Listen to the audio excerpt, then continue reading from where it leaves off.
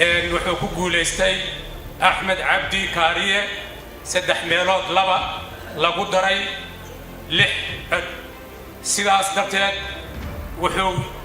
Axmed Cabdi Kaariye noqonayaa madaxweynaha dowlad goboleedka Galmudug waxaan ku dhaaranayaa magaca Ilaahay in aan xilkayga u gudanayo si daacad ah oo danta diinta dadka iyo dalku ku jirto dhawrana dastuurka dowlad goboleedka Galmudug iyo kan qaranka iyo shuruucda kale ee dalka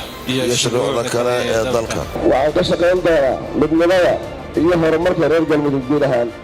sida ku cad barnaamijkayga siyaasadeed waxaan horseedi doonaa dib u heshiisiin bulsho iyo mid siyaasadeed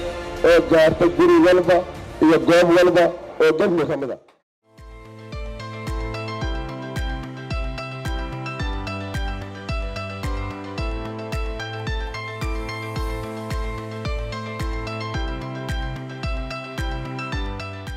magaalada Kalkacyo waxay soo martay marxalado badan maxaa yeelay dad waxay ahaayeen cadaab ku jira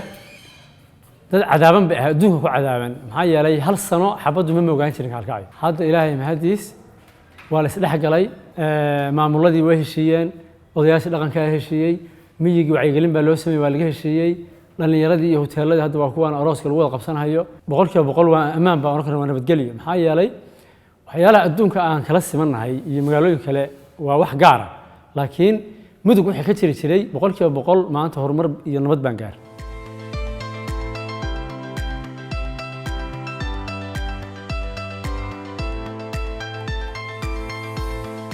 haddaan ammaan la helin albaabo ma furnaadeen ganacsi magaalada labada dhinac supermarket kan baa wuxuu u yahay aabiyo hooyaba u ah dhalinyarada dhankaas ka timaada ay meeshan ka adeegata dhalinyarada dhankan ka timaadana meeshan ka adeegata business kuwa talaabada ugu horeyso loo qayb qaato nabadda marka waxaan is leeyahay iyo isdhexgalkana muujinaya supermarket kana shaqaale labada dhinac ka wada shaqeeyaba hameenkii markay shaqada dhameystaan ayay kala hooyana bi xaafadada kala aadaan waa talaabo hore loo qaaday san dareemahay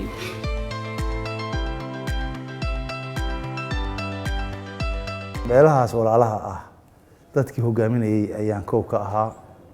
ilaa bandiiradii ilaa ay markii hore shirkii ugu horeeyay shaqadii dhacday meel yaataa roge ayaan koob ka ahaa dadkii xabad joojinta ka shaqeeyay waxaa dhacay shirkii koobaad inuu ka dhaco bandiiradii si wanaagsan ayaa loogu wada hadlay galdogob baan tagnay nimanka walaalaha ayaa leelkase la yiraahdo wax aan caadi ahayn ayay sameeyeen iyo soo dhaweyn waa muddaan joognay meeshaas waxaa ka soo baxay wax ilaahayna raalli ka yahay dadkiina ay ku maqsuudeen oo lagu nastay dib u heshiisiintaas runtii mid aad u qiimo leh bay ahayd sida u bilaabatay iyo sida ay hadda ku socoto waliba aad iyo aad bay u qiimo badnayd runtii waxay ahayd dib u heshiisiin dhinacyadoo dhan ay u dhan yihiin hadday tahay maamuladii hadday tahay dowladda federaalka hadday tahay culimmadii hadday tahay waxgaradkii iyo ganacsatadii hadday tahay muxuu ahaa cuqaashii ama dadkii isimada ahaa ama salaadiintii oo dhan baa joogay marka faa'iidooyin ka soo baxay waxaa weeye xooluhu hadday baxsaan waa la soo celinayaa ninkii geelu ka baxsado geeliisii buu meeshuu raba ugu tagahayaa telefoon buu mid kale saaxiibkiisa oo dhinaca kale u dirsanaya asaga u keenaya wax baqiti la yiraahdo meesha waa ka baxday ganacsi la wada leeyahay magaalada laga wada furay wadooyin la wada leeyahay in laga wada dhisay shirarkaas iyo dib u heshiisiintaas waxay u ahaydba tusaalaha koowaad oo nabadan iyo magaaladan in la wada dago xasiloon ay noqoto yeelato magaalada markaad northka fiirisidna dhismo fiican baa ka socda southka markaad fiirisid dhismo fiican baa ka socda dadka Soomaalida way isku daydaan nabadda hadda in la iskaga daydo iyo horumarka baa dadkii garteen arrin muhiim ah waxa ah si loo xakameeyo dilka iyo khilaafyada dadka shacabka oo daaqsatada ka dhex jira waxaa laga maarmaana in garsoorkii la xoojiyo waxaa laga maarmaana in ciidamo amni ah oo soonayaasha iyo waxyaabaha mar walba khilaafka keenahaya ilaaliya in loo helo. waxaa laga maarmaana meelahaas in laga mamnuuco hubka dadku ay gacanta ku wataan in laga mamnuuco. taas baa marka waxay aan is leeyahay ama waxay ilaalin kartaa wixii lagu heshiiyo ama waxay ilaalin kartaa inaan gacan ka hadal dambe meelihii ka dhicin.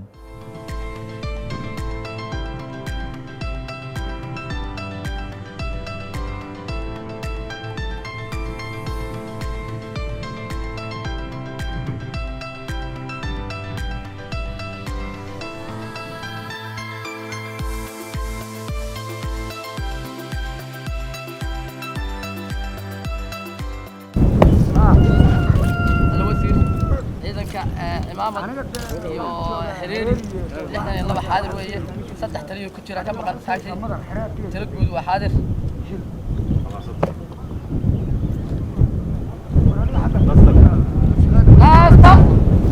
runtii galmudug xaalkeeda dad Soomaaliyeed oo tiro badan way la socdaan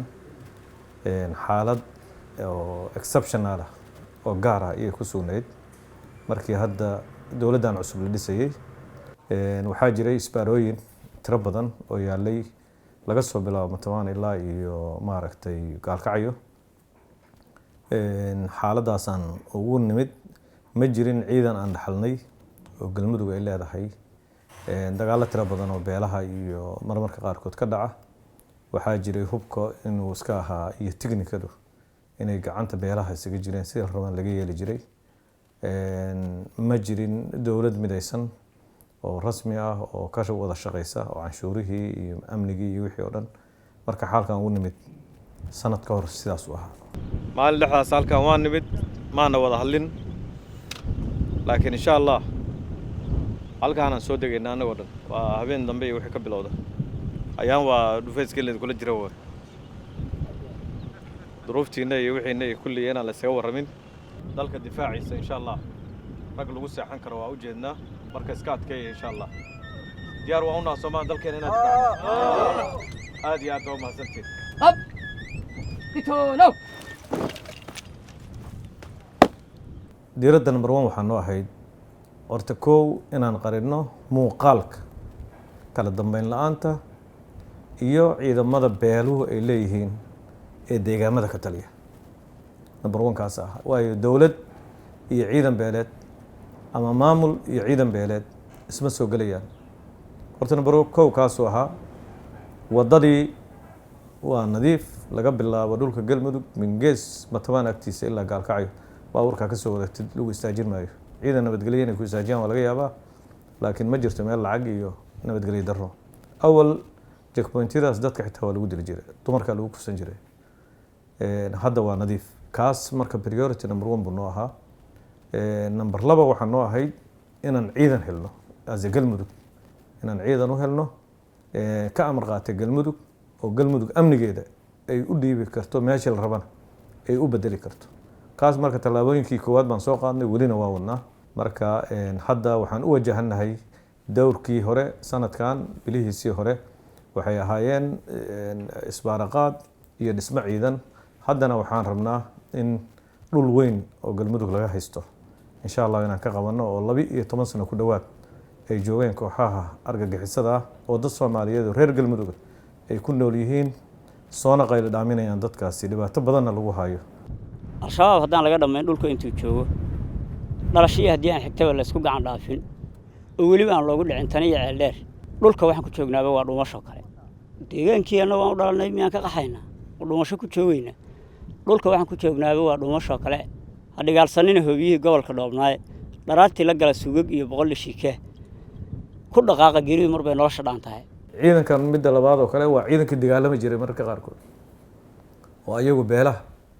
dhexdooda ay isku adeegsan jireen ciidanka hadda waa walaalo waa isku hal ciidan waa isku hal kumaan oo amar waa hal meel baa dhaqaalahooda uu ka yimaadaa maanta waa dad walaalaha oo isla howlgalaya oo isla dagaalkii hal meel uga wada jiray hal hadafna leh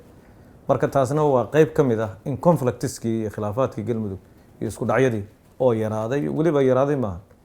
meeshaba inuu dhammaado oo kale ay u dhowdahay asbaabtii marka awal isku diri jirto dhan baa meesha laga saaray asbaabtii kala qiimin jirtaa meesha ka baxday waxaana yimid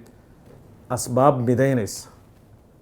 hadaf midaynaya ujeeddo midaynaysa iyo aragtiya hiigsi fog oo ummadeed oo ah dad walaalaha muslim oo deris oo isku mararka qaarkood isku beela oo mararka qaarkood la isku diri jiray marka wixii oo dhan meeshay ka baxeen waxaa timid madax vision leh oo vision iyo aragti cusub la timid meeshaan ka duwan wixii hore oo dadku ay isku haysan jireen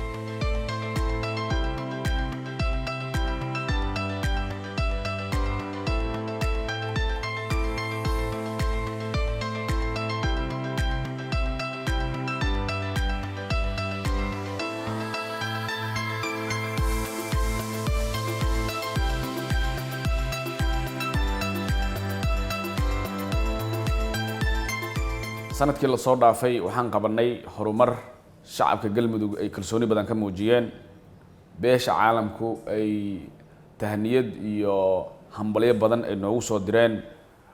waxaan ka shaqaynay sidii aan dib u habeyn ugu samayn lahayn hanaanka waxbarashada galmudug reform loogu samayn lahay waxaan wadnaa oo meel fiican maraya gabagaba oo madaxweynaha iyo baarlamaanka iyo cid kasta iyo golaha wasiirada loo soo bandhigi doonaa qorshihii waxbarashada galmudug oo strategic plan 5 sano ah waxaa socda sharcigii waxbarashada galmudug education act oo isagana waxbarashada sidii loo kala hadidi lahay tayadeeda loo sugi lahay loo kala maamuli lahay muujinaya waxaan wadnaa subsector policieski siyaasadihii hoose oo wasaaraddu ay u baahneed markaan dabcan halkaan imaanaynana hal haba kama uusan jirin oo xitaa lama ogeyn waxyaabaha hortabinta kugu jira ama mudnaanta leh ee wasaaraddu asbuuca soo socda ay qabanayso lama aqoonin حاجة لباو قايد واتو حاجة لباو قايد وامحي واتري ومultiple not multiple of 3 سمع وعلى ربع هذا هذا فيري multiple of 3 you not multiple of 3 هذا هذا سكوت درته إيه سكوت نقدان محي وانا سكوت نقدان horta physics iyo xisaab ardaydu waa jecel yihiin maadada inta ugu badan kolka ay dhigayaan waliba xiisadaha hore kolka la dhiganayo maadada ay macnaha ku caajisaan inta badan maaha laakiin haddana aqoontooda kolka fiiriso percentage-ka ardayda ku fadhida boqolkiiba ama 3 meelood kolka loo dhigo hal meel baa xisaabta ku fiican baad suran kartaa iyo physics-ka sababtoo ah inta ugu badan physics-ku waan naqaanaa wuxuu u baahan yahay wax gacanta laga qabto mana haysan qalabkaas oo kale inuu ardaygii wixii uu theory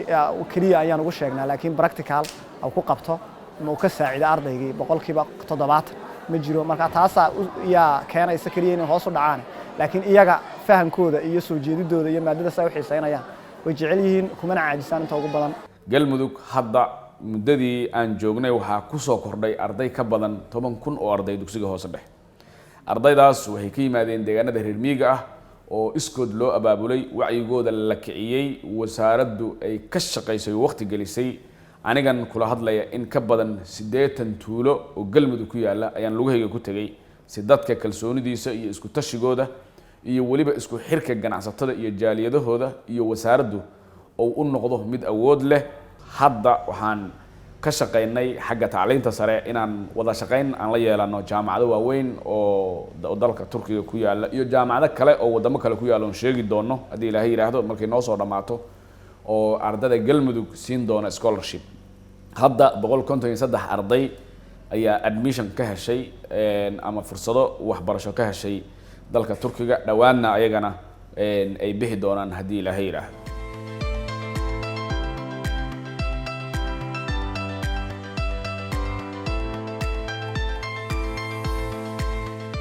wasaaradda caafimaadku waxa ay ku haysaa gacanta isbitaalada degmooyinka waaweyn ku yaal oo dhan sida degmada Hobyo, Gaalkacyo, Dhuusamareeb, Cadaado, Gurceel, Caabudwaaq iyo Balanballe. Adeegyo badan way bixiyaan. Adeegyada isbitaalada hadda bixiyaan waxa ugu muhiimsan adeega hooyada iyo dhallaanka ugu yaraan inta u dhaxaysa 900 iyo 1200 inta u dhaxaysa ba sanadkii isbitaalkaas dhaliin lagu sameeyaa iyo adeega muhiimka ah la xiriira hooyada uurleyda loogu talagalay ama hooyada ilmaha dhashay loogu talagalay ama dhalmadiiba COVID-19 sidaad ogtihiin wuxuu ahaa cudur aan lagu talagalay ama la filayn inuu dhici doono loo diyaar garoobin aad u dhib badan oo adduunka oo dhan maaragtay pandemic ku noqday oo adduunka oo dhan dhibaato weyn u geystay dowlad goboleedka galmudug waxa ay sameysay inay sameyso xarumo ama isolation centers oo COVID-19 loogu talagalay in qofkii bukaankaas laga helo laguna tarankiilo laguna daaweeyo. dad 1200 1300 gaaraya ayaan waxaan u malaynayaa baaritaan ku sameynay, laakiin alxamdulilah waxaan ku guuleysanay markii dambe inaan laab dhammaystiran aan ku sameyno dhuusamareeb dhexdeeda. meesha nagu qaadan jirtay 2 asbuuc ee nagu qaadatay saacad gudaheed in lagu helo natiijada qofka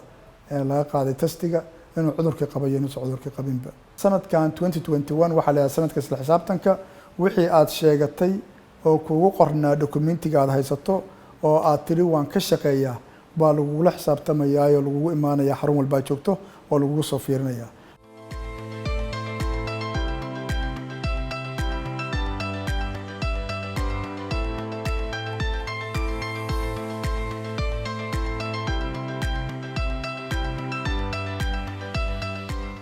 horta Hobyo waa magaalo Soomaaliyeed, magaalo deegaan gaara iyo dad gaara ay leeyihiin ama ay sheeganayaan. waa magaalo ummadda Soomaaliyeed u dhaxaysa, waa magaalo u diyaara maamulkeedu u diyaariyay in qof kastoo Soomaaliya uu maalgashi ku sameeyo. waa magaalo aan rajaynayo dii ilaa yiraahdo xarunta ganacsiga Galmudug maadaama loogu dhawaaqay ama hooyga ganacsiga ay tahay in qof kastoo Soomaaliya uu ka faa'iideysan karo.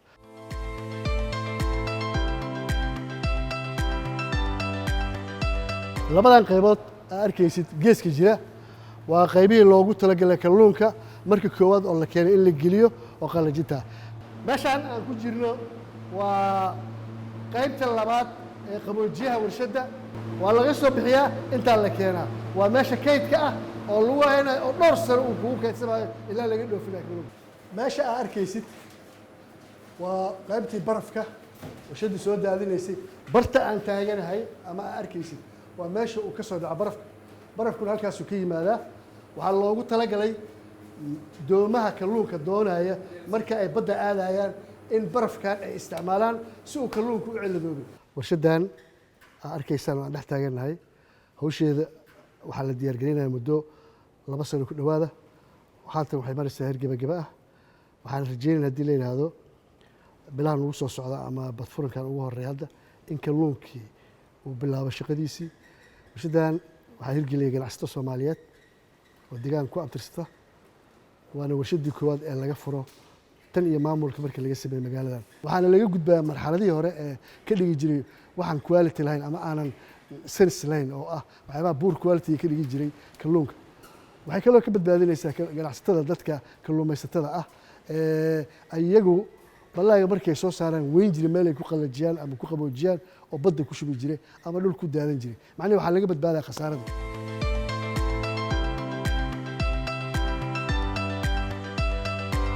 waxaan ku guuleysanay in ganacsato Soomaali iyo ganacsato ajaanib ah aan heshiis magaalada London kula soo saxiixnay dhammaadkii sanadkii tagay. heshiiskaasoo aan rabnay ku heshiinay inay dekedda maalgeliyaan. ayadana processkeedii dabcan hore waa ula socotay meel fiican u maraa. hadda waxaan rajaynaynaa in dhawaan la soo gabangabeeyo master plan-kii guud oo shaqadiisa ay socoto. marka caqabadaha noogu daran waxay tahay shaqadii qaabkii loo wadi lahaa ama loo dhammaystiri lahaa stiil caabuq dartiisa ayaa maaragta waxay nagu dib u dhac weyn ugu keenaya. laakiin balaankii aan diyaarsanay iyo qorshuhu siduu ahaa sida kaleeto waxba iska bedelin si fiican meel fiican u maraa. waxaan isku daynaa si online mar walba in looga shaqeeyo. dekeddaas runtii deked weyn oo runtii baahi tiri karta deegaanka Galmudug iyo aan ugu talagalnay ganacsi ahaan inaan dalka Itoobiya oo daris nala ahna in maxaan ku idhaahdaa ganacsatadooda laftigoodu ay ka soo qayb galaan oo ay wax kala soo degaan. dekeddan waa deked aan qorsheynayno markay ugu yar tahay aan dhihi karno example markaan ku qaado dekedda Muqdisho oo deked ka weyn way dekedda heshiiskeeda aan ku galnay dan si kale kugu wacdo. qorshuhuna waxa uu yahay markii master plan-ka la diyaariyo 24 bilood gudahood inay dekedda ku dhammaystiraan feeskeeda koowaad oo aan dhihi karno container terminal iyo general cargo iyo meesha xoolaha laga dhoofin lahaa kalluumaysigii laftigiisii intaasba deked ka kooban inaan marka koowaad sameyno. feeska labaadna shidaalka iyo waxyaalihii kaleeto transshipment iyo maaragtay aan u gudubno. Galmudug waxyaalaha ay la ciirayso dowladeedu ay mar walbaba aruntii aad duruufaha ugu daran haysta waa dhaqaale dar. waxaan is leeyahay haddii labadaas dekedood lagu guuleysto yacni baahida ugu muhiimsan oo galmudug waa meeshii ay ka kici lahayd oo ay ka istaagi lahayd waaye waxaa imaanaysa inay isku filnaato ciidankeeda iyo shaqaalaheeda iyo maaragtay xafiisyada dowladaha dhammaantood waxaan isleeyahay dakhliga hadda galmudug soo galaa dakhli aad uga tiro badan oo aan isleeyahay budgetka yearliga ah loogu talagalay dowladda in lagu rangareeyo labadaas dekedooda soo saari kara dadka waxaa laga yaabaa mar walba inay eegaan midda ganacsiga keligeed laakiin midda kalluumaysiga laftigeedu waxaa weeye runtii haddii sida saxda ah looga shaqaysiiyo dadka tababarada ay rabaan la siiyo agabka ay rabaan la siiyo la dhiirigeliyo wax weyn oo dhaqaalaha ka soo baxaya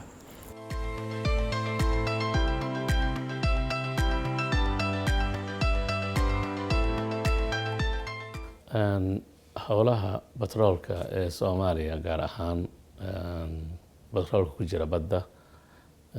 oil and gas isugu jira sida warbixinadii baaritaankii seismiga ah ee la sameeyay ay banaanka soo dhigeen 3 meelood ayaa horta laga sameeyay kuwaas oo kale ah Hobyo Basin iyo Qoryooley Basin iyo Lamu Basin Spectrum waxay ku guuleysatay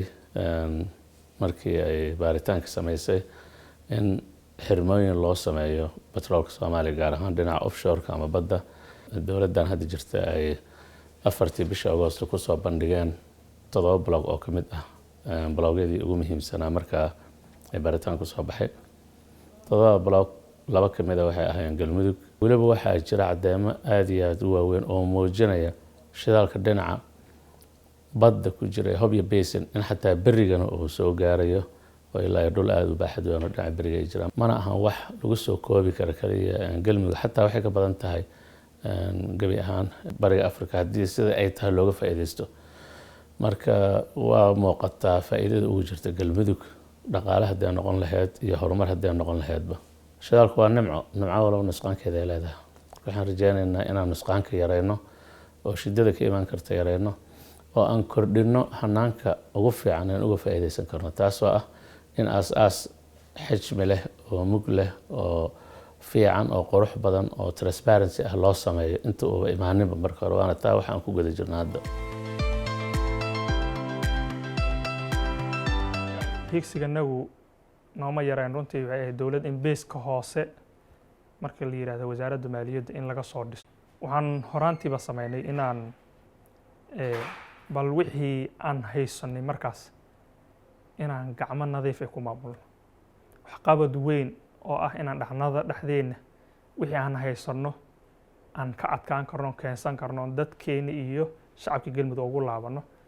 sanadkii 2019 oo naga horeeyay wuxuu ahaa 7 milyan iyo boqolaal sanadka anaga aan nimid oo 2020 ka ahaa waxaan gaarsiinay ilaa 20 milyan sanadka 21 waxaan gaarsiin rabnaa noo qorshaysan ilaa 32 milyan iyo boqolaalku marka sidaas ay yihiin waxaan haysanaa kalsooni ah in wax noo bilaaway yihiin dadkii wacyigelisanay systemka noo fadhiyo maanta ma jirto dowladdanada iyo wasaaradda maaliyadda lacag lagu leeyahay oo meelaha kale hadda inta badan looga leeyahay wax walba qarash walba ay gasho ayadaa bixiso gudaheeda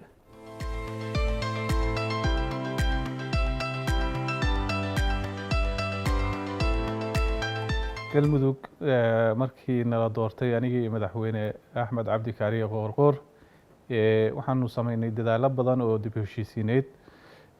qayb galmuduga iyo qayb heer qaran ah waxaanu ka bilownay in horta dowlad goboleedyadii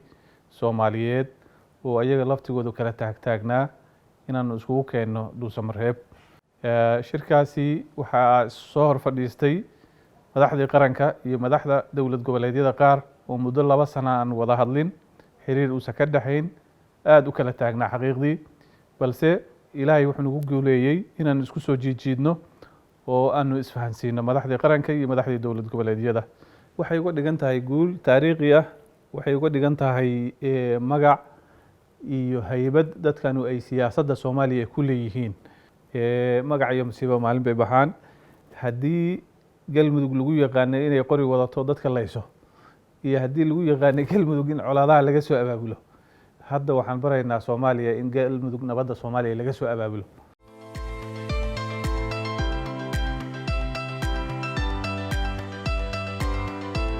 I would like to commend, on behalf of our group, I would like to commend President Ahmed Abdi Karim for his leadership in hosting the series of meetings in Dusamareb in July and August, leading to the consultative meetings in Mogadishu last month, during which the agreement on the elections model was reached. madaxweyne Axmed Qoorqoor iyo maamulkiisa iyo ku-xigeenadiisa reer Galmudug waxaan rabaa inaan idinka mahadceliyo aan idhaahdana Galmudug maanta waxay ku taagan tahay waddo fiican dadnimo hore ku jirtay la soo wada baxeen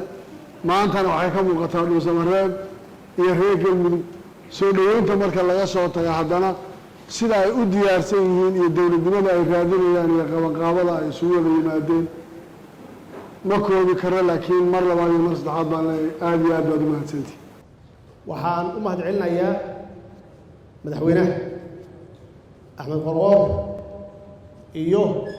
howlwadeennadiisa iyo golihiisa wasiirada iyo guud ahaan shacabka iyo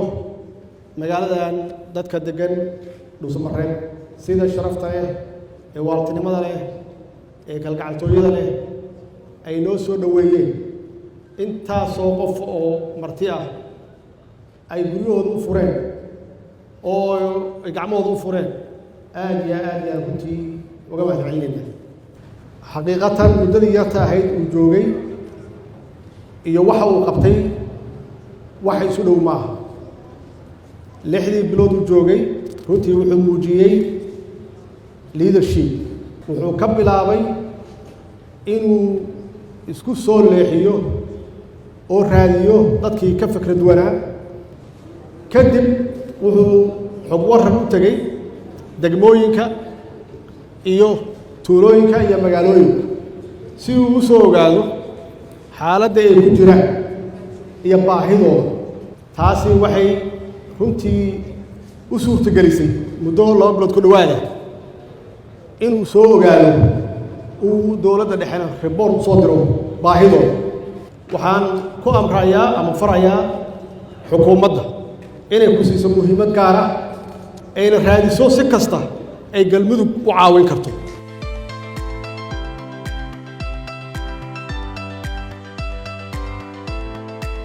galmudug meelay joogaanba walaalayaal iscafiya